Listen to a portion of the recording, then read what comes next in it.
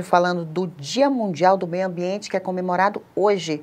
Para falar sobre esta data, está aqui comigo no estúdio a educadora ambiental e também professora da UNEB, Maria Anália Miranda. Muito bem-vinda. Obrigada. Um prazer estar aqui com vocês. Dia Mundial do Meio Ambiente. Queria que você falasse da importância desta data hoje, 5 de junho, né?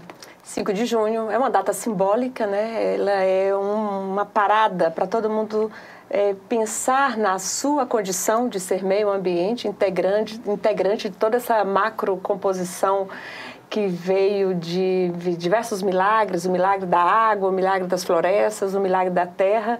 Então é o dia da gente se olhar. A gente se olha no desmatamento, na floresta, tudo que está posto hoje tem ação humana, então é um dia para a gente refletir e, sobretudo, como tela de fundo, identificar como estamos procedendo na terra e com a terra, porque disso dependerá a nossa sobrevivência. Maria Anália, você falou que é um dia de reflexão. A gente pode dizer que a gente pode comemorar também nesta data?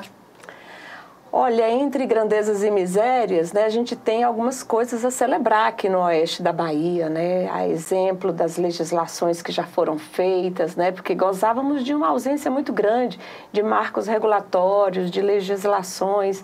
Agora essas leis estão prontas. Agora a gente está na orfandade de que essas leis ainda não foram, né, não deram seus primeiros passos, não se tornaram ainda uma realidade. Mas a gente já iniciou essa caminhada. Nessa data de hoje eu vou trazer um assunto que foi uma proposta sua, o IPTU verde. Explica pra gente do que se trata.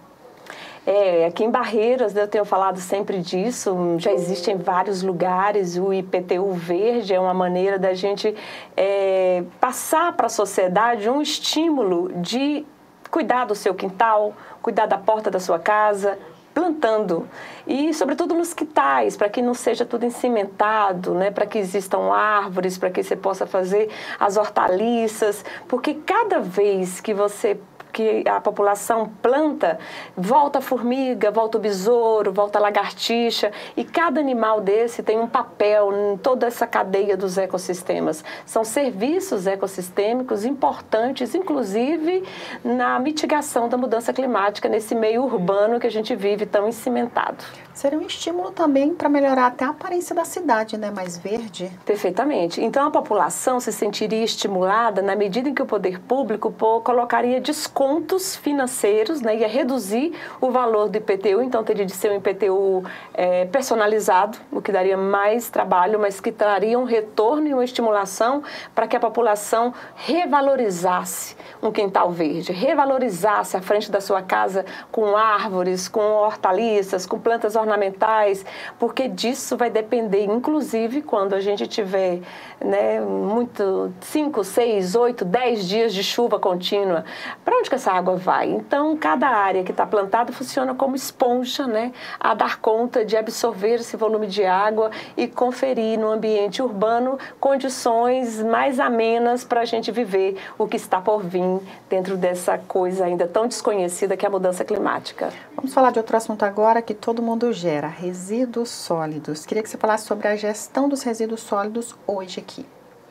Esse é um assunto seríssimo, né? Extremamente silenciado ao longo desses últimos 20 anos. Eu falo 20 anos porque é o boom, né, de Barreiras, que confere uma certa urbanidade a esse ambiente. Mas quando a gente fala de aterro sanitário, primeiro já se impõe o fim do lixão, que é uma coisa virtuosa.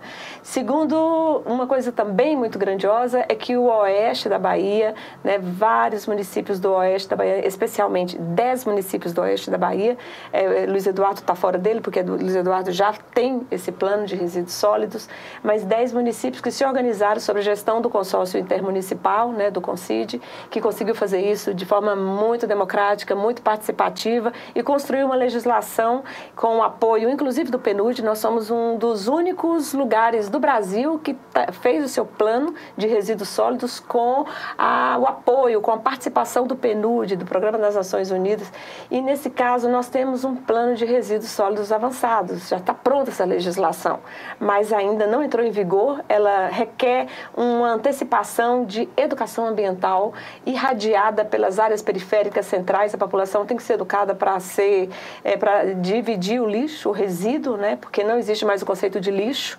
Então, os resíduos sólidos, eles têm que ser separados dentro do ambiente da casa, e essa educação do pai e da mãe tem que passar para a criança para que isso fique intergeracional.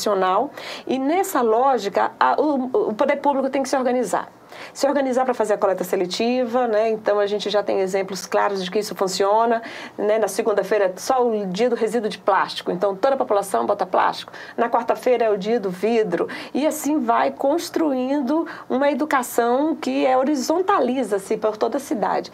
Depois disso, o que fazer com esse resíduo, né? Então o aterro sanitário, essa é a grande barreira, porque nós já temos ele planejado, já existe a área onde ele está, onde ele vai ser construído. E o plano que, inclusive, o governo do estado participou nessa elaboração é de que seria um aterro para atender, né, esses municípios aqui que orbitam ao redor de Barreiras.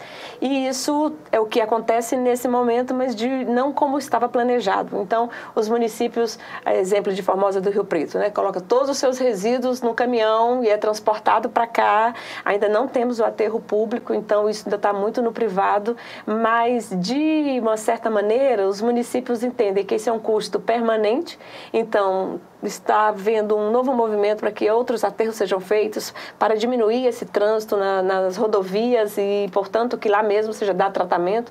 Mas a gente tem que supervalorizar os catadores, essas pessoas que trabalham com o reuso desses resíduos, né? Porque eles desincham essas áreas de aglomeração de resíduo e vão tornar os resíduos realmente aquilo que a terra dá tratamento.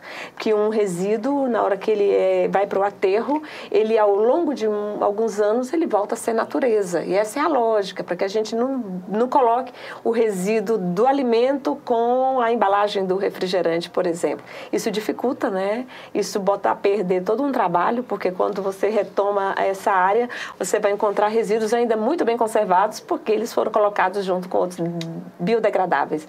Então, é uma política, essa política já existe, e a população precisa exigir, fazer um movimento, se politizar, e o poder público colocar em ação na região oeste. Só para a gente finalizar, com a mensagem que você deixa hoje para os nossos telespectadores nesse dia. Nesse momento, a gente vive uma condição de extremos, né? A gente está vendo aí muitos lugares com extremos climáticos. Isso já chegou no oeste da Bahia. Pelos anos lá de 2022, nós tivemos chuvas intensas, né? Angical, por exemplo, choveu dentro do dia de 24 horas. Angical teve 22 horas de chuva intensa, o que carregou a casa de Dona Maria, o chiqueiro de Seu Antônio, morreu o gado, a galinha, as cabras. Então, a gente não precisa mais passar por isso. A gente precisa antever, né? Ver antes o que podemos fazer e fazer agora. Não dá mais tempo a gente só planejar, não. Nós temos que realizar. E aí o IPTU Verde é esse estímulo da gente começar pela nossa casa, né? Como que você vai cuidar desse ambiente? Que ambiente vai viver? Que animais vão conviver com você nesse ambiente da sua casa? Estou falando de microfauna, né? De besouro, do beija-flor, dos passarinhos, das borboletas, porque esses animais, eles sumiram do ambiente urbano e nós, como sujeitos sociais desse tempo, não podemos protelar mais isso, porque Barreiras tem pouca resiliência, né? Nós temos poucas árvores, as árvores que nós temos não são todas do bioma cerrado, então isso tudo dificulta o processo de resiliência, de capacidade de resistir aos extremos climáticos. Então a população tem que saber, esse jogo, quem deve jogar não é só o poder público, é cada cidadão na sua casa, com a sua família, as escolas, as periferias, os centros, os empresários. Nós temos que nos organizar para trazer de volta aquilo que tínhamos e que expulsamos do ambiente urbano. Flora, né, vegetação e também a fauna, esses animais que a gente tem que aprender a conviver com eles. Do contrário, nem eles e nem nós. Mas eles voltarão e a gente certamente não terá essa oportunidade de voltar porque a humanidade é muito mais sensível e não sobrevive aos extremos que a gente tem estudado e buscado saber em vários lugares. Então a ideia é fazer o caminho de volta. Cultive a natureza, cultive a vida. Queria muito agradecer a sua participação. Muito obrigada. Às ordens.